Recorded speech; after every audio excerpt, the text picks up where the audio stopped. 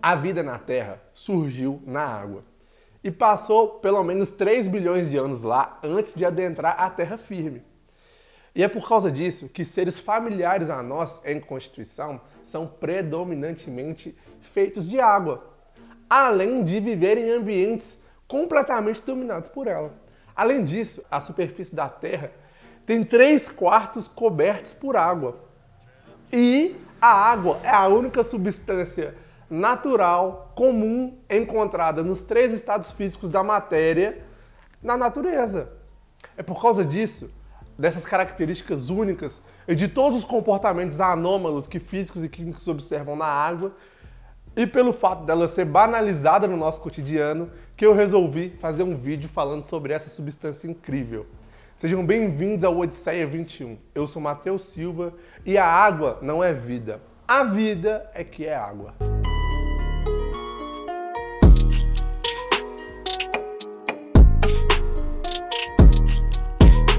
A água no nosso dia a dia é tão dominante, é tão comum, ela é tão familiar a nós, seres humanos, ela está tão presente na nossa realidade, que é muito comum a gente banalizar ela, a gente achar que ela tem um comportamento simples, que ela tem um comportamento comum, como as outras substâncias, que é de fácil previsão, é de fácil compreensão, é de fácil estudo.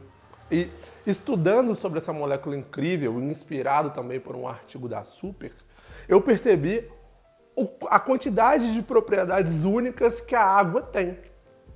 E aqui eu quero estrear o nosso selo enganosamente simples. Como os próprios especialistas falam e como eu constatei, se a gente analisa a molécula de água de maneira isolada, se a gente olha a substância água de maneira distante e superficial, como a gente faz no nosso dia a dia, a gente não consegue perceber o quão incrível essa substância é, o quantas propriedades sensacionais essa substância tem. Para começar a nossa explicação aqui sobre as propriedades emergentes da água, a gente tem que ir para o nível molecular, né?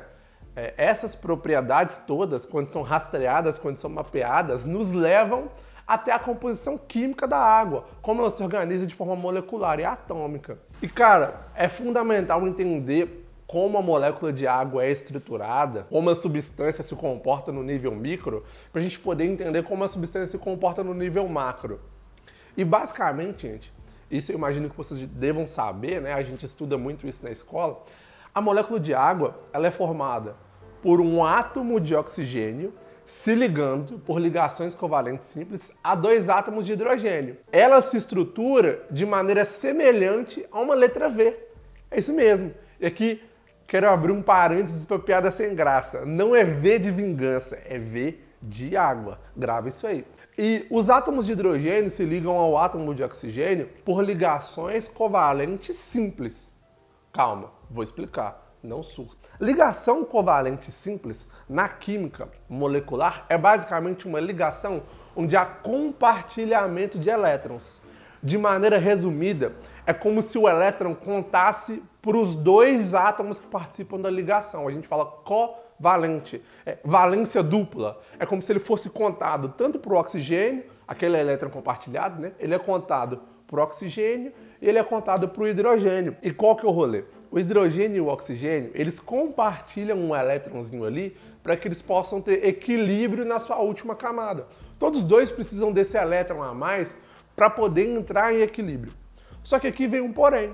O oxigênio ele é mais eletronegativo que o hidrogênio. Poxa, Matheus, o que é eletronegatividade? Você me pergunta. Calma, eu vou explicar agora. A eletronegatividade é uma propriedade dos átomos e dos elementos químicos de atrair mais ou menos um elétron numa ligação química. E ela é determinada, dentre outras coisas, pelo tamanho dos átomos, pelo número de prótons no núcleo. E você sabe, né, de maneira muito clara, que o oxigênio ele tem mais prótons no núcleo do que o hidrogênio. Logo, o oxigênio ele é mais eletronegativo do que o hidrogênio. Numa ligação química, ele atrai o elétron com mais força do que o hidrogênio. Poxa, Matheus, legal, eu entendi. E qual é o impacto disso? Bom, o impacto disso é que nesse compartilhamento de elétrons, a gente diz que o elétron ele fica mais próximo do oxigênio por um maior período de tempo do que do hidrogênio. Matheus, muito complexo. Vou dar uma ilustrada para você entender. É como se essa ligação covalente simples, ela fosse um cabo de guerra, mas um cabo de guerra desproporcional. Vamos pensar num bodybuilder, num halterofilista, num cara muito forte, puxando a corda de um lado, e numa criança, um adolescente, um jovem, puxando a corda do outro. E a gente está num momento em que ninguém ganhou o cabo de guerra ainda, mas a gente vê o atleta, a pessoa super forte, puxando o cabo com muito mais força e o cabo tendendo muito mais para o seu lado, enquanto que a criança resiste ali com todas as forças possíveis, mas vai sendo vencida nessa disputa. É mais ou menos isso que acontece na ligação covalente simples. O hidrogênio e o oxigênio, eles ficam num cabo de guerra para ver quem puxa com mais força esse elétron. E o oxigênio, ele vence essa disputa. Logo, o elétron, ele fica mais tempo próximo do oxigênio do que do hidrogênio. Poxa, Matheus, muito legal, muito legal. Mas qual é o impacto disso? Então, o impacto disso é que o oxigênio, né, se ligando de maneira covalente a dois hidrogênios, ele vai atrair com mais força esses elétrons e vai deixar esses hidrogênios mais distantes desses elétrons. O que acontece? Acontece a formação de polos elétricos na molécula. Como assim polos elétricos? É isso mesmo. Os elétrons, por ficarem mais próximos do oxigênio, concentram a carga negativa da molécula de água nele. E aí a gente fala na química que aquele oxigênio ele está parcialmente negativo, momentaneamente negativo, ele se tornou um polo negativo. E os hidrogênios, por terem um elétron mais distante, ficam parcialmente positivos. Ah, entendi. Então as cargas são distribuídas desigualmente na molécula e isso faz com que o hidrogênio fique parcialmente positivo e o oxigênio fique parcialmente negativo? Sim. E aí, galera, que vem o grande tchan, a grande sacada da polarização da molécula de água. Esse hidrogênio parcialmente positivo dessa molécula de água, ele vai se ligar ou atrair o oxigênio parcialmente negativo da outra molécula de água. Ou o polo negativo de outra substância polar. De outra substância que divida os elétrons de maneira desigual e forme polos. E isso produz um monte de propriedade incrível. A coesão da molécula de água que produz a tensão superficial, que é um negócio fantástico, é por causa dela, por exemplo, que quando você pula na piscina de barriga, dói muito. Ela surge devido a essa propriedade, essa interação intermolecular, né? De um hidrogênio positivo de uma molécula atraindo o oxigênio negativo da outra e o oxigênio negativo da outra atraindo o hidrogênio positivo da outra. Isso cria uma estrutura ali entre as moléculas de água, uma coesão. Por causa dessa propriedade, por exemplo, que os insetos são muito comumente vistos boiando em superfícies aquosas. É muito comum a gente ver, né, mosca, aranha, andando em cima da água. É por causa da tensão superficial. É por isso que, por exemplo, quando a gente pula de barriga numa piscina, a gente dói muito. Quanto mais rápido você bate num corpo d'água, mais dói, né? Mais machuca. Isso é devido à tensão superficial ali no contato. É por causa disso também que as árvores conseguem transportar a seiva, que é composta de água, para cima. As moléculas de água vão se ligando às paredes dos vasos das plantas e vão subindo. E à medida que elas vão se ligando às paredes dos vasos das plantas e vão subindo, devido à ligação de hidrogênio, as moléculas de água vão puxando outras moléculas de água numa grande fila. E isso faz com que uma sequoia, por exemplo, de 100 metros de altura, consiga transportar água até o final do seu tronco. Absolutamente incrível. É por causa dessa interação entre os átomos de hidrogênio, que a gente chama de interação intermolecular, que o calor específico da água é ótimo.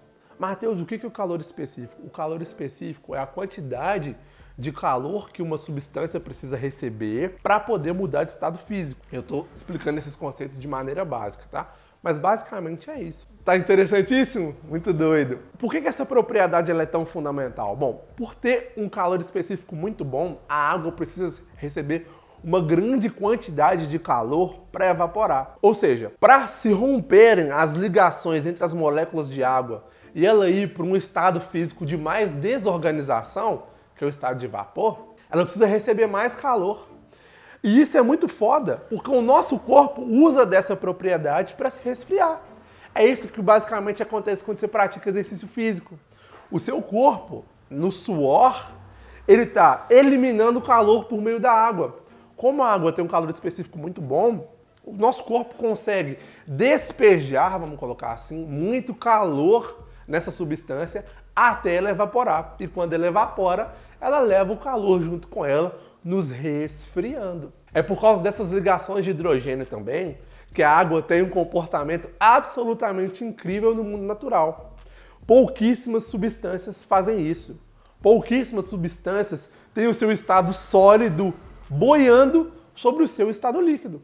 Parece muito absurdo o que eu falei, mas olha só, se a gente for pensar no nosso dia a dia, você já viu o gelo afundando na água? Não, o gelo não afunda na água, mas isso é muito louco. Porque se a gente for analisar sob uma perspectiva química, a gente está vendo que o estado sólido, que é o estado que a gente aprende, onde a matéria está mais agregada, as moléculas estão mais agregadas, estão mais juntinhas, é um estado que deveria ser mais denso que o líquido. Mas na água acontece o oposto. O estado sólido, ele é menos denso do que o líquido. E tudo isso se deve novamente à formação de polos na molécula de água. Lembra que eu disse para vocês que o oxigênio e o hidrogênio, eles se tornam polos parciais? Um fica parcialmente negativo e o outro parcialmente positivo? Então, e aí eles se atraem. Quando a gente vai resfriando a água, a substância, um corpo de água, as moléculas vão se aproximando, vão se aproximando, vão se aproximando. Aqui a gente tem um polo parcialmente negativo do oxigênio atraindo parcialmente positivo do hidrogênio. Só que ao mesmo tempo, a gente tem um oxigênio aqui também e a gente tem outros hidrogênios aqui também. E isso gera uma repulsão eletromagnética. E aí, gente, chega num determinado momento, né, de 4 graus até 0 graus, em que as moléculas elas não conseguem se aproximar mais. Elas param. Pelo contrário, elas começam a se afastar devido à formação de polos. E aí, o estado sólido da água, ele se torna menos denso que o estado líquido e boia. Poxa, Matheus, que interessante, mas qual que é o impacto disso? Gente, o impacto disso é substancial. É só por causa dessa propriedade da água que a gente tem vida marinha em todo lugar de inverno muito rigoroso. Por quê? Por causa dessa propriedade, a água ela congela de cima para baixo.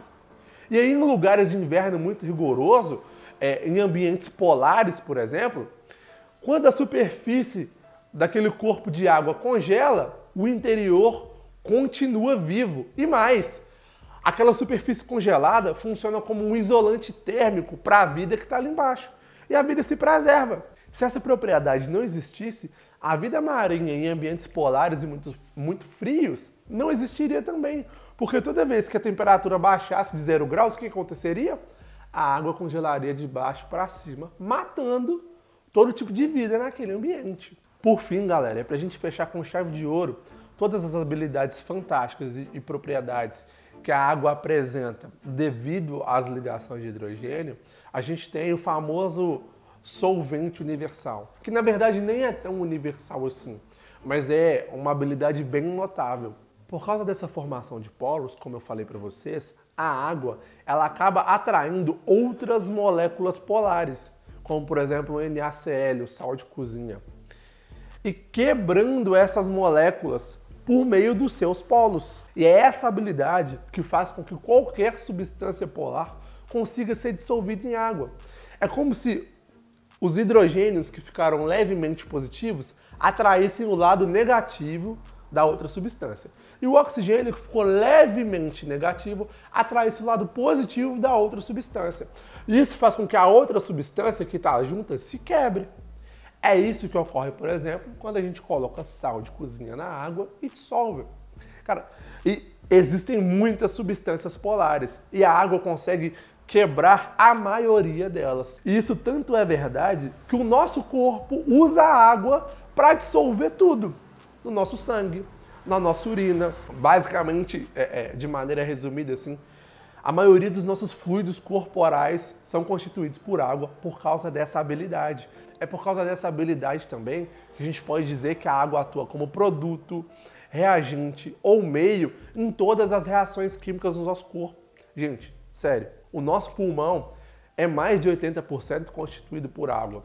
E o que acontece no pulmão? As nossas trocas gasosas. É um processo químico? É. Então tem muita água ali? Tem muita água ali. Inclusive na nossa respiração, há a formação de vapor de água. O nosso cérebro também, que está pensando o tempo inteiro e realizando vários tipos de processos cognitivos complexos. Faz muita reação química? Demais. Tem muita água ali? Tem. Os cientistas estimam que 96% do peso do nosso cérebro seja devido à água. Fazer uma estimativa aqui. Colocar ilustrativamente que um cérebro pese 1 kg, 960 gramas desse 1 kg serão originados da água, do peso da água. Isso porque eu estou falando só de ser humano.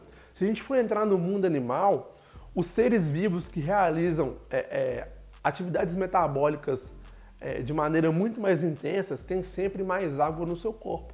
Como, por exemplo, a água viva. A água viva tem uma habilidade de regeneração incrível e ela é predominantemente composta por água, mostrando que existe uma relação direta entre a quantidade de água naquele tecido, naquele órgão, naquele organismo e a quantidade de metabolismo e a quantidade de reações químicas e atividade metabólica que aquele corpo apresenta. Voltando para a espécie humana, se a gente reparar na idade cronologicamente falando das pessoas, a gente vai perceber que bebês que estão crescendo, se desenvolvendo, construindo tecido, têm muito mais água no corpo do que idosos, onde a atividade metabólica já é menor, né? A gente até estuda na química que o aspecto mochibento do idoso, da pele do idoso, do corpo do idoso, tem muito a ver com a baixa concentração de água dessas pessoas.